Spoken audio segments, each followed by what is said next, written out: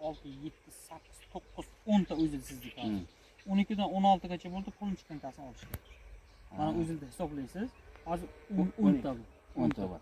12 dan chiqadi, 16 ga chiqadi. O'shaning o'rtasini olasiz, 13, 14 bo'lsa, sразу chiqangan olishga 16 dan o'tib ketdi, keyin problema yo'q, o'sib ketadi.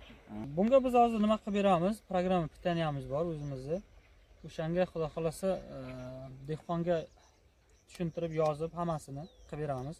Qanaqa dori qilish kerak, maqsad shonani ushlash uchun, keyin mana shoxchalarni yana ko'paytirish uchun, shonani ko'paytirib ushlab tushirmaslik uchun dorilarni, vitaminlarni qilib beramiz bargdan.